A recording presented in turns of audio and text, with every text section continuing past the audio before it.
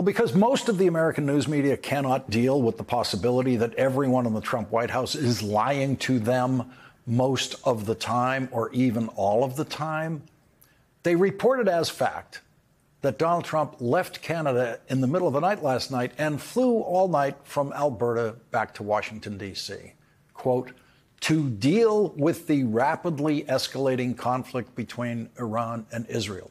The New York Times reported that as fact.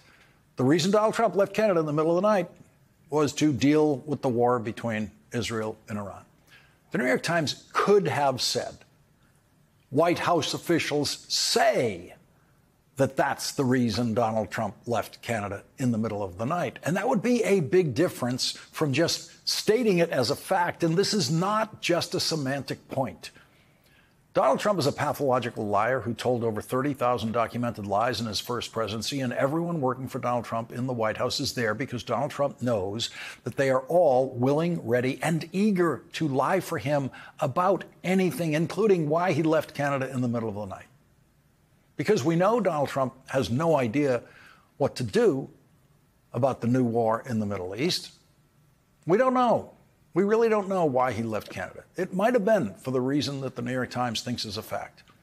And it doesn't really make any difference what time zone Donald Trump's in or what countries he's in when he's trying to do something he doesn't know how to do, like deal with the situation in the Middle East. Donald Trump has absolutely no mental capacity whatsoever to deal with a situation like this. And Donald Trump is the laziest person ever elected to the presidency. And I'm still willing to grant that it's a possibility that Donald Trump left Canada for the reason the New York Times takes to be fact. But it is an interesting coincidence that Ukrainian President Volodymyr Zelensky arrived in Canada right after Donald Trump left. And Donald Trump knew exactly when President Zelensky was arriving. President Zelensky went to Canada to ask the G7 allies for more help fighting Vladimir Putin, who Donald Trump called a genius when Vladimir Putin launched his war on Ukraine. And Donald Trump, he didn't have to hear a word from President Zelensky because he left Canada in the middle of the night. Donald Trump has all but publicly admitted that he has no idea what to do about Vladimir Putin's war in Ukraine, except to, in effect, encourage Vladimir Putin to just hang on long enough and the United States will just abandon Ukraine. Meetings in the Situation Room in the White House are usually secret. No one had any idea that there was a meeting in the Situation Room in the White House when President Obama and his national security team were tracking the Navy SEALs who were on their way to capture or kill, and it turned out kill, Osama bin Laden. But today, while there was a meeting reportedly going on in the Situation Room, the Trump White House was telling the world that Donald Trump was having a top secret meeting in the Situation Room about the situation in the Middle East. This is the same president who ignores the president's daily brief that is about situations like this as they develop, including all of the president's daily briefs that lead up to situations like this. And those daily briefs are something that every other president has consumed in full. On his flight back from Canada, Donald Trump tried to compete with Utah's Republican Senator Mike Lee for the meanest reaction to the assassination of a Minnesota state legislator and her husband, and the attempted assassination of another Minnesota state legislator and his wife. Donald Trump was asked if he has called the governor of Minnesota, as is customary for every previous president of either party in situations like this since the invention of the telephone. I could be nice and cold, but why waste time? That's another Trump lie.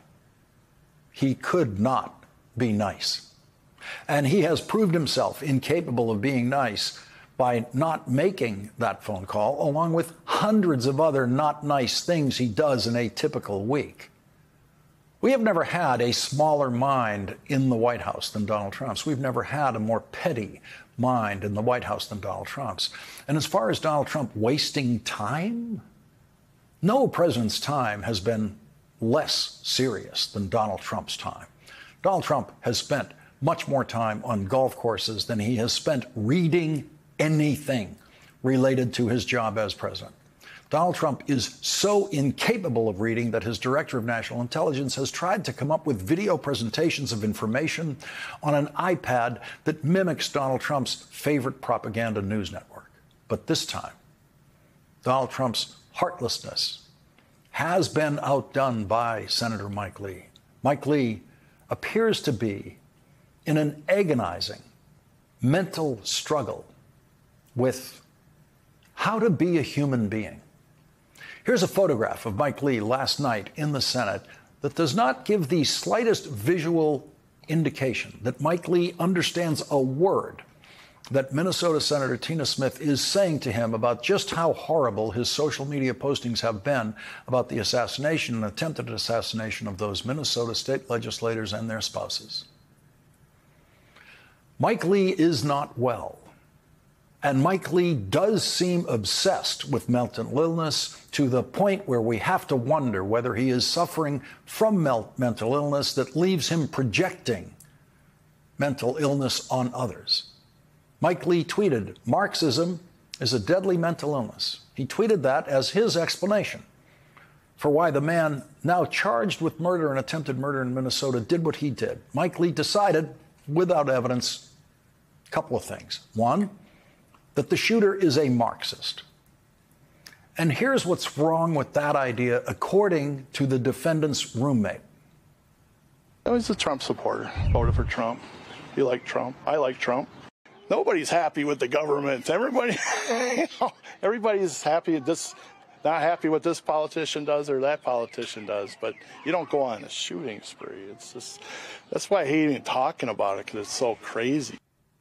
And when Mike Lee says that Marxism is a deadly mental illness, he's making it very clear that he has no idea what mental illness is. He also doesn't appear to know that Marxism does not exist as a governing doctrine in any country in the world. Marxism is a long-dead philosophy that explains nothing about life in the United States or death in the United States at the hands of an accused assassin whose roommate says voted for Donald Trump. After Senator Smith confronted Mike Lee more than 24 hours ago, Mike Lee did nothing. Mike Lee did not delete his tweets about those murders and attempted murders. Mike Lee is suffering from some very bad coverage in local Utah media. The Salt Lake Tribune reports that Mike Lee, quote, has averaged more than 100 posts a day on the platform over the last several months. 100 tweets a day is not healthy. No United States senator actually doing the job of senator would have the time for 100 tweets a day or even 10 tweets a day. So there's something seriously wrong with Mike Lee. He can't possibly be coming close to doing the job of United States senator.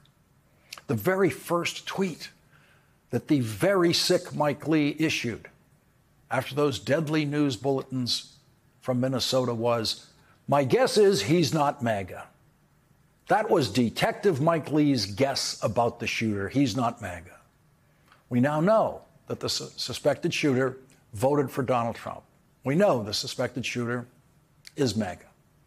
But why would anyone need to guess immediately after the shooting like this about the politics of the shooter? The shooter was on the run when Mike Lee was guessing that he's not MAGA. Mike Lee didn't care about the two issues that mattered the most at that time: sympathy for the victims and pursuit of the shooter. Why would a United States senator need to guess about the shooter being MAGA or not being MAGA? No Democratic senator tweeted, "I guess he's MAGA." But when you're a Twitter junkie like Mike Lee, out of control, tweeting 100 times a day, you're guessing about a lot of stuff. Mike Lee proudly proclaims, his Senate website proudly proclaims that he is a member of the Church of Jesus Christ of Latter-day Saints and served a 2-year mission for the church in the Texas Rio Grande Valley. There is nothing in Mike Lee's religion that told him to guess about the shooter's politics. Mike Lee did not come close to living Mormon ideals in his Twitter madness about these murders and attempted murders. During the weekend manhunt for the suspect in this murder and attempted murder case, Mike Lee decided to blame the Democratic governor of Minnesota for the murder and attempted murder of Democratic state officials by calling it, quote, nightmare on Wall Street. He also posted, quote, this is what happens when Marxists don't get their way. And today, 4 days later, Mike Lee deleted those tweets after Minnesota's senior senator, Amy Klobuchar, complained to him directly about his tweets. But Mike Lee, who has obviously not turned to religion for guidance in this situation, refused to apologize to anyone for any of his tweets. I don't think this is a person who's used to being confronted. I don't think he's somebody who's used to being challenged, and I think he didn't quite know what to do. I approached him from a position of respect and wanting him to understand what I thought, and he didn't have that much to say. He didn't even apologize to you in that interaction? I mean, he said, how many times have we heard the words that go something like, I'm sorry if I hurt your feelings, or I'm sorry if you didn't understand what that's not, in my mind, taking accountability or responsibility for your actions. And so I can't paraphrase exactly what he said, but that was the gist of it. Mike Lee is a disgrace. He is a disgrace to the Senate. He is a disgrace to Utah. He owes the voters of Utah who sent him to the Senate an apology for his ugly tweets, his perverse tweets. He owes the nation an apology. He owes Minnesota an apology. He owes them an apology for tweeting 100 times a day, an apology for not doing his job. Mike Lee is not up for re-election until 2028, so he is very likely to continue handling this situation in the most cowardly possible way, which is running away from reporters, forcing his staff to hold up the stuff they're carrying, to try to block the camera's view of Mike Lee like he's a gangster. There it is. The gangster leaving the courthouse shot. Try to block the camera. Before Trumpism took over the Republican Party, a United States senator would be censured for what Mike Lee did. The United States Senate would unanimously pass a resolution censuring a senator who publicly joked about assassinations and attempted assassinations. Last night, Jon Stewart shared a story about Mike Lee when Jon Stewart was lobbying for benefits for 9/11 first responders. We had a team of Feel Good Foundation and a team of first responders with us. Firefighters, cops, other people. One of the cops had been in the first tower when it collapsed, right? So all these first responders are going around the table, and they are sharing their stories to try and get Senator Mike Lee to support this bill that's going to provide life-saving coverage and money to the victims of this terrible terrorist attack and the illnesses they are suffering since then. When the one cop says his story about being in the tower that collapsed and the aftermath, when he told Senator Lee about that experience, Senator Lee smiled and said, I bet you've got a lot of stories. Of like what? Spring break? Like, what are you talking about? We met a lot of people in Washington. Some were hopeful, some of those meetings. Some were upsetting meetings. That was the only meeting where we all walked out and looked at each other and went, what the is wrong with that guy?